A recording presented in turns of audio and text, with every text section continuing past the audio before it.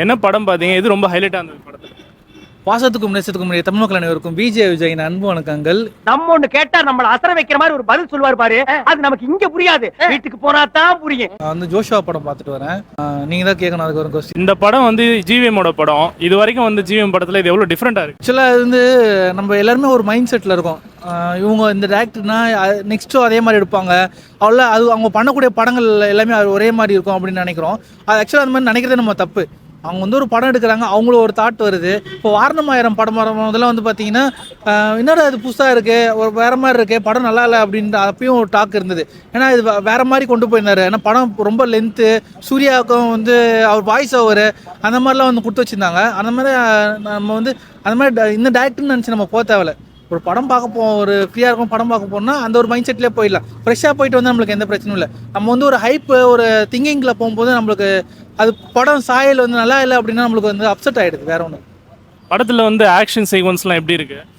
Action பிளாக்ஸ்லாம் ரொம்ப சிறப்பாக வந்து பண்ணியிருக்காங்க. அதெல்லாம் எந்த குறையும் சொல்ல முடியாது. இந்த படத்துக்கு தேவையான ஆக்ஷன் பிளாக் பண்ணியிருக்காங்க. இன்னும் ஒன்று ஸ்டோரி வைஸாக கொஞ்சம் வந்து கான்சென்ட்ரேட் பண்ணி தான் நல்லா இருந்திருக்கும்னு தோணுது. ஏன்னா ஸ்டோரியில் அந்தளவுக்கு ஸ்ட்ராங் இல்லை. இந்த கதையை வந்து பெருசாக ஏற்றுக்க முடியல, அதுதான் சொல்ல வரும். நான் இன்டர்நேஷ்னல் லெவல் பிரச்சனை அப்படின்றாங்க. ஹீரோயினை வந்து ஒரு பெரிய கும்பலை வந்து சொல்கிறதுக்கு காத்துக்கிட்டு இருக்கு, இவர் வந்து ப்ரொடக்ஷன் பண்ணுறன்றாங்க. அதெல்லாம் நம்மளால் ஏற்றுக்க முடியல.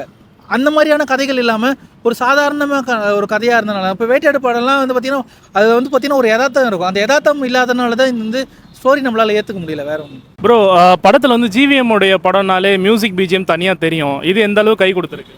இல்லை, இப்போது அவரு கொஞ்சம் மியூசிக் போட போகிறதில்ல. ஹாரிஸோ இல்லை ஏஆர் ரகுமானோ அவங்க போடுவாங்க. அவங்க போடுறது தான். இல்லை எனக்கு இப்படி தான் வேணும்னு கேட்டாலும் நீங்கள் கிளம்புன்றுவாங்க. ஏன்னா அவங்க பிஸியாக இருப்பாங்க. மேபி சில நேரத்தில் வந்து அது எல்லாமே இதாகும் அப்படின்னு சொல்ல முடியாது. இந்த படத்தில் ஓரளவுக்கு மியூசிக் ஜஸ்டிஸ் பண்ணியிருக்காங்க. பேக்ரவுண்ட் ஸ்கோரும் சரி, பாடலும் சரி நல்லா இருக்குது. ஆனால் வந்து நம்ம வந்து இப்போ ஹாரிஸோட பாடல் கேட்டு பழகிட்டோம், ஏஆர் ரகுமான் பாடல் கேட்டு பழகிட்டோம். அப்படி பழகிறதுனால நான் அந்த பாடலுக்கு கொஞ்சம் நான் இன்னும் அப்சர்வ் பண்ண முடியல. ஓரளவுக்கு படத்தோட பார்க்கும்போது ஓரளவுக்கு இருக்குது, ஆனால் பெருசாக கனெக்ட் பண்ண முடியல. பட் ஃபேமிலி ஆடியன்ஸு குழந்தைங்களோட பார்க்க முடியுமா?